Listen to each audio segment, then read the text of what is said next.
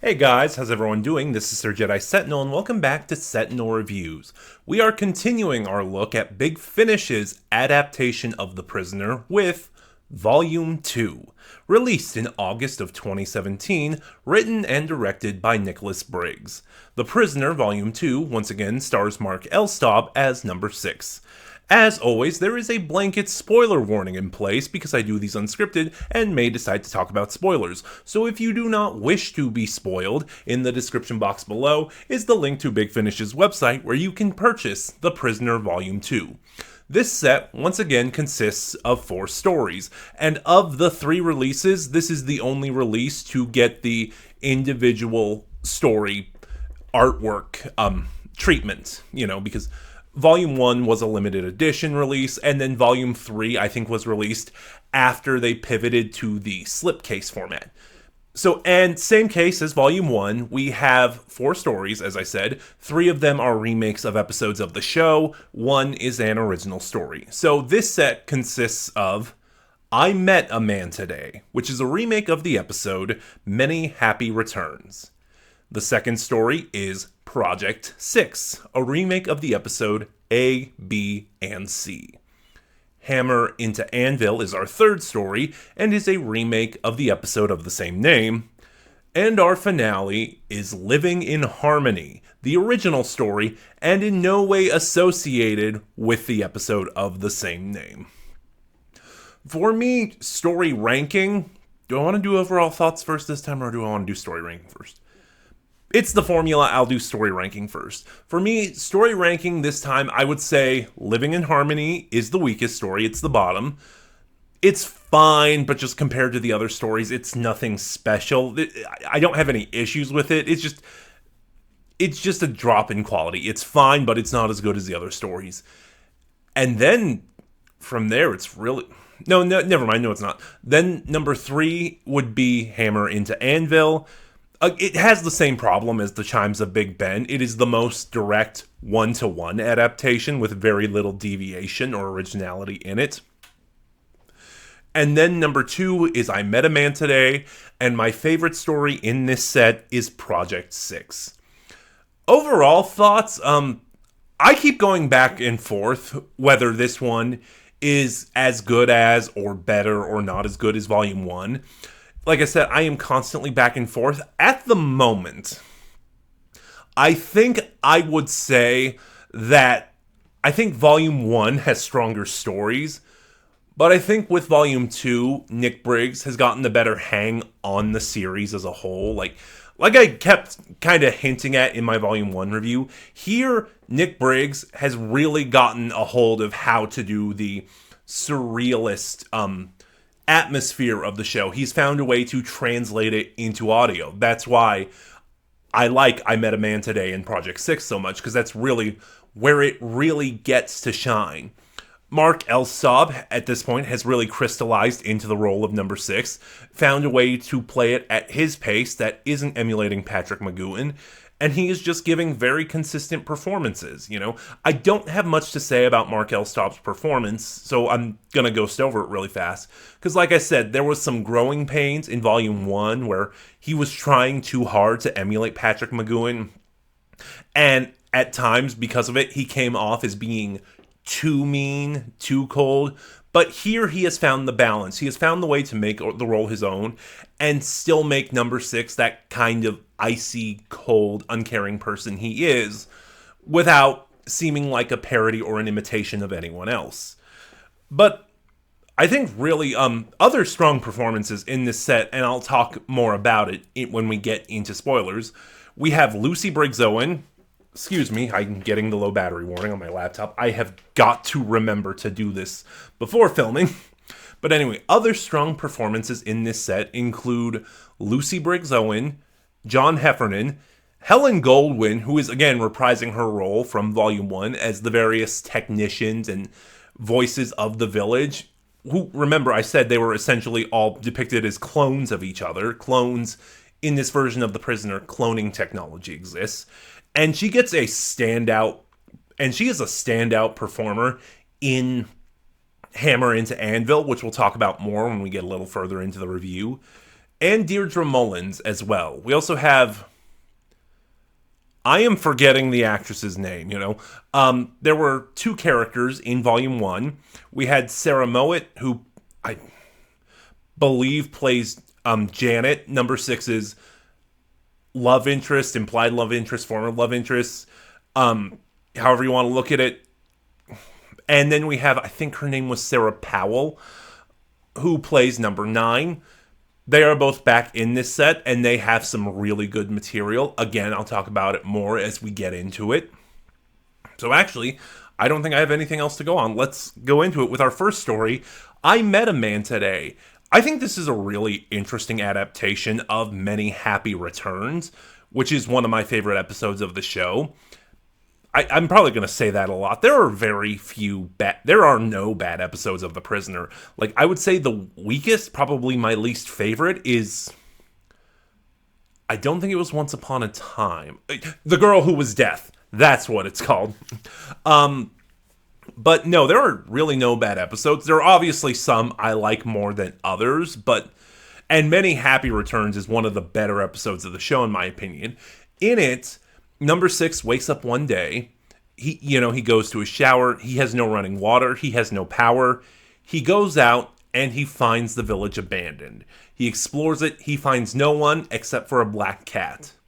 So obviously, seizing this opportunity, he grabs some supplies, he builds a raft, and he escapes back into the real world. He manages to sail his way back to London, where he meets up with his former employers, his superiors, and he tells them where he's been, and after some skepticism and convincing, he convinces them to find the village, and he goes out on a reconnaissance mission to confirm its location, at which point he is ejected back into the village. It was all a ruse. It was an attempt to demoralize number 6 and show him that escape, it was always going to be impossible. At one point in the episode, he meets a woman now living in his house and using his car. She seems to be innocent in all of this, but he tells her his story, that this used to be his house, this used to be his car. She takes pity on him, takes him in, feeds him, cleans him up. And at the end of the episode, it is revealed she was number 2. And I really do like Georgina Cookson in that episode. She was terrific. A lot of it hinges on, interpretation and such, but this version of the episode focuses on that number 2. Her name is Kate Butterworth. I don't remember if that was her name in the original episode, but it is in this story, and she is played by Lucy Briggs-Owen. And this story expands on her a little bit more. I think because, again, the opening of Many Happy Returns, it is number 6 finding the village abandoned and, building a raft and escaping, and all of it is done non-verbally. All of it is completely silent. So I think the reason the opening of this story focuses on her so much, on Kate Butterworth so much, is to circumvent that. Like, we focus on Kate Butterworth, and then about 10 minutes into the story, I didn't look at timestamps, she meets number 6, and then he tells her what happened as best he can, because he's not even sure if he believes it himself. So, the focus on her is a way to circumvent the impossible, without narration, nonverbal storytelling that would have had to be done to show his escape. And I think it is a good substitute, and I do like the how the character of Kate is handled. At one point, she takes number 6 to a bar and treats him to a drink, and they meet a bartender played by Helen Goldwyn. And as the story unfolds, it is clear that Helen Goldwyn is, again, one of the village clones. And interestingly, the story ends with Goldwyn's character attacking Kate. So whereas in the original episode, it was kind of implied that Georgina Cookson was toying with number 6 this entire time, I think there is this idea that maybe Kate was more of a sleeper agent and she kind of had to be activated, because then Lucy Briggs-Owen will be the number 2 in the next story, Project 6. But more on that in a moment. And of course, there is also another fun nod here. When number 6 is being interrogated by his former superiors, he is being handled by an agent named Thorpe. And Thorpe, in that episode, in Many Happy Returns, was played by Patrick Cargill. And of course, Patrick Cargill would be the number 2 in the episode Hammer into Anvil, but there was obviously no association between the number 2 of that episode and Thorpe in Many Happy Returns. Here the role is played by John Heffernan, and Nick Briggs actually does make them the same character, which, again, same issue as I had with Volume 1. Because I have watched the original series, I don't entirely know how I feel about having such a strong narrative through line, because the TV series didn't have that, and it lended itself to the surrealism and the ambiguity of the show. But here, there is a structure to the prisoner. There is an order to it.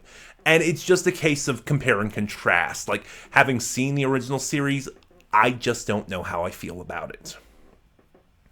There is also some interesting things with Kate. Like, her character is much more expanded on than she was in Many Happy Returns. Like, she is a writer, and she has this really good monologue, which is played as a tape recording because she takes verbal notes, about an idea for a story about having lost her husband. And it's just a great performance piece for Lucy Briggs Owen, and she'll get some really good moments in the next story as well. But because I already, at the front end, kind of revealed what the plot of Many Happy Returns was, I don't have much more to say. It is a good spin on that episode. Mark L. Staub and Lucy Briggs Owen are really good here. And, you know, it's got some great ideas that make it stand out on its own, apart from that original story. And that brings us to Project 6, my favorite story in the set. Like I said, Lucy Briggs Owen, after revealing herself as number 2, is now the new number 2 for this story. So let's backtrack a little bit, and I will recap the episode this is remaking, A, B, and C.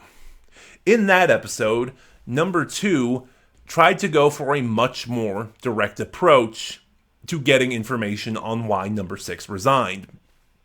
His plan was to drug him, and he somehow extract his memories. This is going to be difficult to explain because, again, surreal science fiction. But basically, he was able to transcribe one of number 6's last known locations, a party he attended, and he was able to transcribe it to a film of sorts. And he's able to wire that data into number 6's head and have the scenario play out in his mind for them to see on screen. And the idea, where it came from, A, B, and C, is that in this scenario, he would meet different people, known as A, B, and C. And number 2's hope was that in one of these scenarios, number 6 would let slip why he resigned. That is not entirely the case here. This is probably the least, as far as what I've heard so far, this is probably the least direct adaptation of an episode. You can still see the influence in it, and Project 6 is being credited as a remake of A, B, and C in the product description. But this is the least direct remake of an episode. They do some pretty wild things with it. So picking up after where I Met a Man Today left off, this episode starts with number 6 seemingly convincing himself, essentially, that all of the food and drink in the village is drugged. So for days on end, he goes on a hunger strike, refusing to eat anything, much to the enjoyment of number 2, which, again, props to Lucy Briggs Owen. She kind of plays number 2 almost completely different from how she played Kate Butterworth in I Met a Man Today. She's got this sadistic edge to her. Like, she says watching number 6 starve himself makes her enjoy her own food more.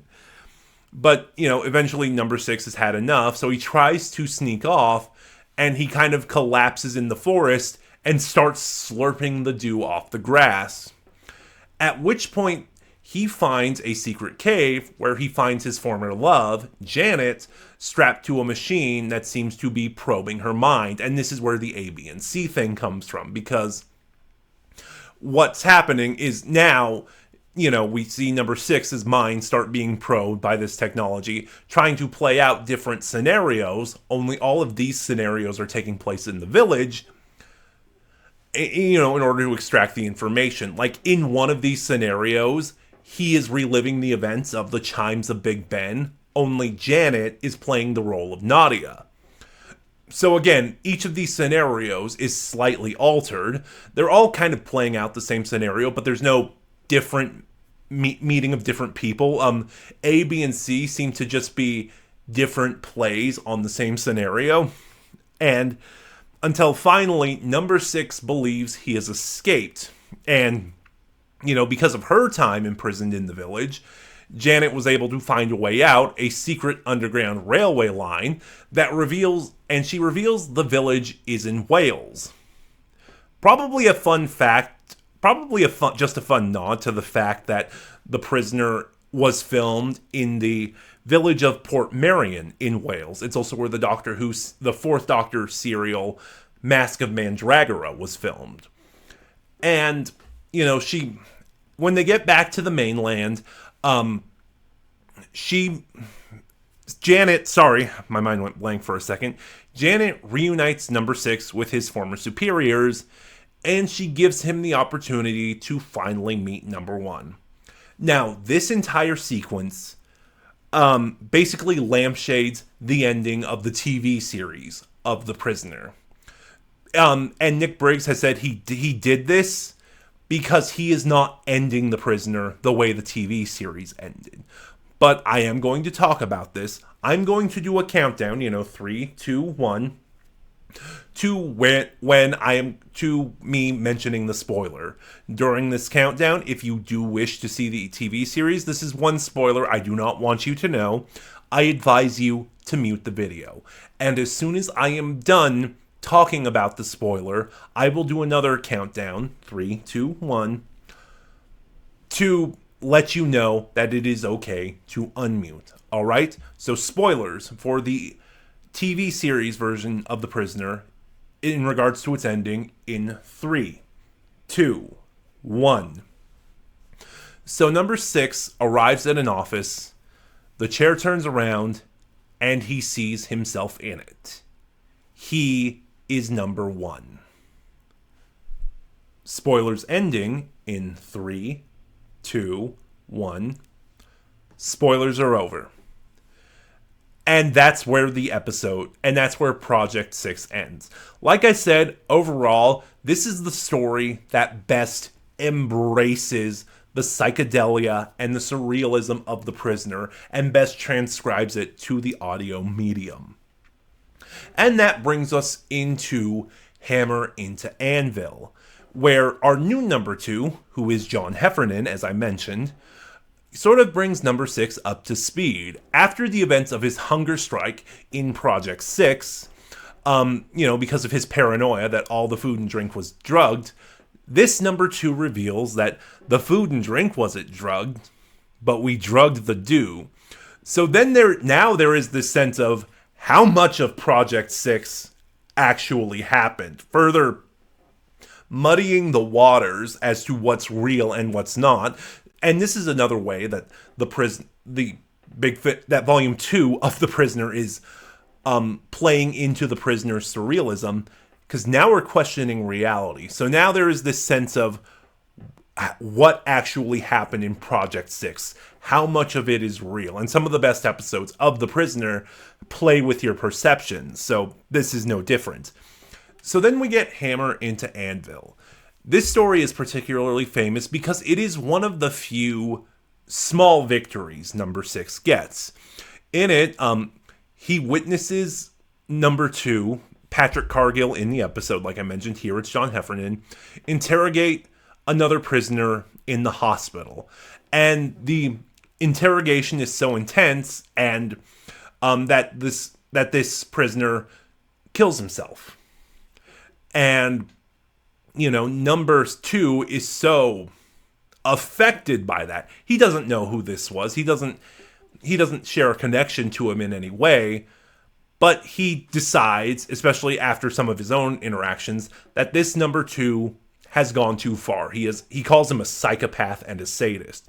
So number 6 comes up with this plan to destabilize this number 2. He starts going around the village doing all these nonsensical or innocuous things, to make it seem like he's moving to a plan. He's speaking in codes. He's making it seem like there is a conspiracy against this number 2. And this is where Helen Goldwyn really gets to shine, because this version of the clone she is playing, number 6 kind of tricks her, and we see some of her own humanity develop. Like, the clones have never really been autonomous by their nature, but almost seemingly by interacting with him, she develops a sense of autonomy. And she is just as confused as to what John Heffernan is doing, but number 6 is so good at this that he doesn't trust, that this number 2 doesn't trust anyone. Of course, leading to him turning in his resignation. The ending does play out kind of differently, because in the TV show, number 6 just finally reveals at the end that there never was a conspiracy, and if number 2 couldn't pick that up, and having pushed all of his essentially employees, let's call them, away, he is unfit to serve as number 2. This one plays a little differently. Like, it plays on the way Project 6 ended, lampooning the ending of the TV show.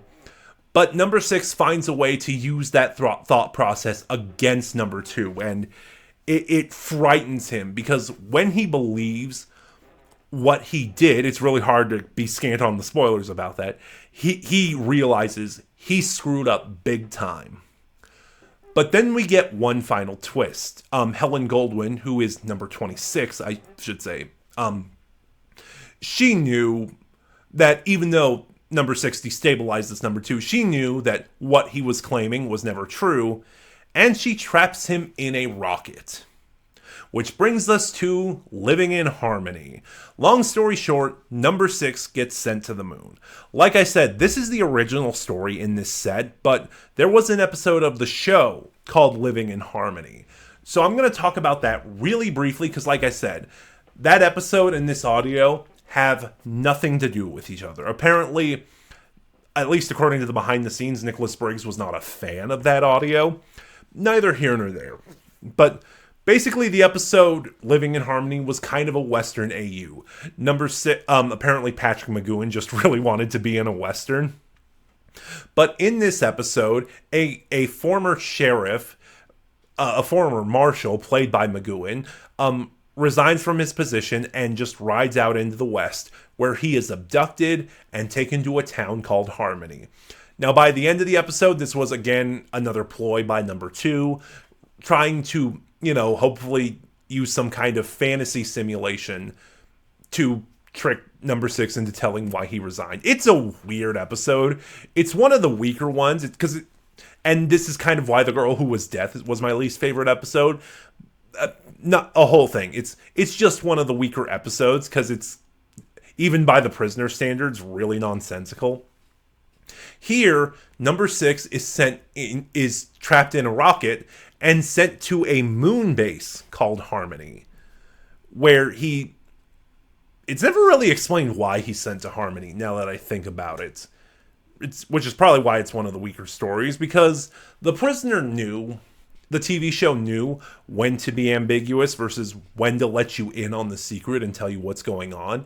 Here, like I said, it's never really made clear why number 6 is being sent to the moon. But more on that in the later. He's not sent there alone. He is being accompanied by number 9, who is played by, I'm blanking on her name. I believe it's Sarah Powell. Number 90, excuse me. But Sarah Powell in Volume 1 played number 9. And despite seeing her die in Your Beautiful Village back in Volume 1, number 6 believes number 90 is still number 9, despite her insistence that she is not. Our number 2 in this story is Deirdre Mullins, who is playing her as a Russian woman. Apparently, according to Nicholas Briggs in the behind the scenes, the idea was to further sell the sort of international connections of the village in a way that the TV series seemingly couldn't. Like, I think the most we got was the chimes of Big Ben with the character of Nadia. But for as powerful and all-reaching as the village was in the show, there's never really portrayed the internationality of all of it. So Deirdre Mullins playing this sort of Russian number 2 was just meant to capitalize on that concept. She's really good. She's having a blast. There is this sense of she is in control, yes, but she's kind of just a chaos gremlin. Like, she's just having a blast with what she's doing, you know? It's like she when it's clear number 6 and number 90 are plotting something, she kind of just wants it to play out to see how it's going.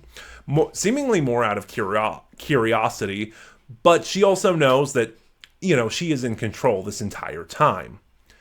Anyway, over the course of the episode, number 6 and number 90 eventually come up with a plan to escape the Harmony moon base and return to Earth. And this is where it gets interesting. So, in the escape attempt, the escape attempt would involve, it would happen during a meteor storm. Number 90 would steal a shuttle, while number 6 disables the power grid that would prevent the Harmony moon base from enacting a barrier that would shield itself from the meteor storm. Number 2 tries to stop number 90 from doing this because there would be a lot of innocents that would be killed, many of whom are children. Because, you know, even there are still the village, there are still prisoners here. In this scuffle, number 90 kills number 2 and leaves in the shuttle. And the idea would be, and number 2 also kind of lets slip that if the Harmony moon base is destroyed, it would send like a feedback loop, I think they said, or something that would destroy the village as well. And, you know, as they escape, number 90 sees that number 6 never disabled the barrier. He overheard everything on the radio. And she wonders, is he becoming a villager? Is he becoming one of them? And at which point he says, what is your freedom worth? Because yes, he wants to be free. He wants to escape the village. But he doesn't want to do it at the cost of innocent lives. Yes, he is paranoid. There is no one in the village he can trust because he doesn't know who is a warden and who is a prisoner. But he does know there are innocent people, and he does not want their blood on his hands. In a way, this climax actually kind of reminds me of the episode It's Your Funeral. In it, the incumbent number 2 comes up with a plan to assassinate his predecessor. And the idea would be he would frame some of the villagers for doing it so he could enact mass reprisals on the village, kind of as a deterrent, you know, to eliminate free will and freedom of thought. Like, you thought you could get away with this, think again. So, and realizing that, you know, what number 2 was up to, number 6 set out to stop him. It's kind of the same thing here, you know. He does not want to stoop to that level. He is not willing, even though he can't trust or work with anyone, number 6 is not willing to sacrifice innocence. Like I said, The Prisoner Volume 2 is about on par with Volume 1. At the start, like I said, my thoughts are kind of ring true. I think Volume 1 has stronger stories, but Volume 2 is much better at nailing the atmosphere. Mark Elstop is still great, having crystallized in his portrayal of number 6, but there are other standouts in this performance, like all of our number 2s, Lucy Briggs-Owen in particular, John Heffernan and Deirdre Mullins, and we also have some great performances, especially from Helen Goldwyn. But those are just my thoughts. Have you heard The Prisoner Volume 2? What are yours? Start a conversation in the comments below. And remember to like, comment, subscribe. Click the bell next to subscribe to get notifications when I upload. In the description box below is the link to my socials where you can follow me and get updates on the channel. This is Sir Jedi Sentinel, and be seeing you next time when we go to the final release in Big Finish's adaptation of The Prisoner, Volume 3.